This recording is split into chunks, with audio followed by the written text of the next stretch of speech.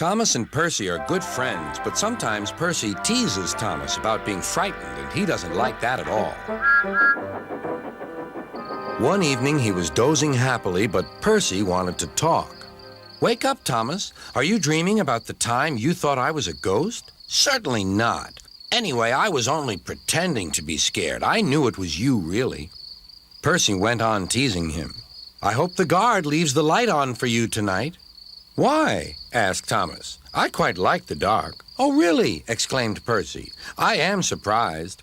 I always thought you were afraid of the dark. I wonder why." Thomas decided to say nothing and went to sleep instead. Next day, Sir Topham Hatt came to see him. "I would like you to go to the harbor tonight. You have to collect something rather unusual." "What sort of something?" asked Thomas. "Wait and see," replied Sir Topham Hatt. Meanwhile, Percy was moving freight cars into a siding. Henry arrived with his goods train. The signalman changed the switches, and Percy waited on the siding until Henry had steamed by. Then there was trouble. "The switches are jammed," called the signalman. "I can't switch them back for Percy. The workmen will have to mend them in the morning. It's too late now." Said Percy's driver. "I'm sorry, Percy, but you'll have to stay here for the night." "Where are you going?" asked Percy. "Home for tea," replied the fireman. Percy was speechless. He watched as the other engines went home to the shed.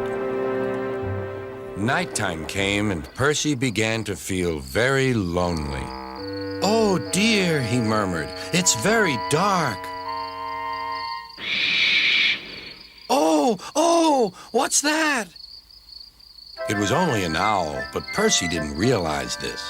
"Oh, I wish Thomas were here too," he sighed. Thomas was waiting for his mysterious load at the harbor. Suddenly, there it was. "Cinders and ashes," cried Thomas. "It's a dragon." "Don't worry," laughed his driver. "This dragon is made of paper. It's for the carnival tomorrow." Workmen lifted the dragon onto Thomas's low loader and put lights all round it for protection. Then Thomas set off into the misty night.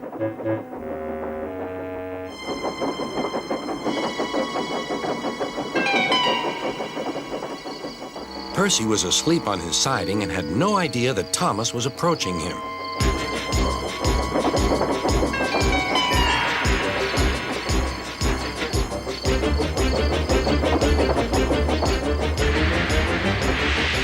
Percy woke up with a start.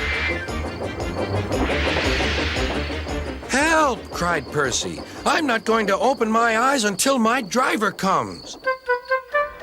Next morning, the switches were mended and Percy puffed back to the junction. Gordon was just about to leave with the express. "You'll never guess what I saw last night." Gordon was in no mood for puzzles. "I'm a busy engine. I don't have time for your games." "I've seen a huge dragon. It was covered in lights." Gordon snorted. "You've been in the sun too long. Your dome has cracked." When the other engines heard the news, they laughed too. "Look out, Percy," chuckled James, "or the dragon may gobble you up." "No one believes me," huffed Percy. Maybe I did imagine the dragon after all. But Percy soon found out that he hadn't. "Help! Save me!" cried Percy. "It's all right," whistled Thomas, and he explained about the carnival. "By the way, how was your night out?" Percy decided to tell Thomas the truth. "Well, Percy," said Thomas, "maybe we do get scared sometimes, but if we're not afraid to tell each other, then that means we're quite brave, too."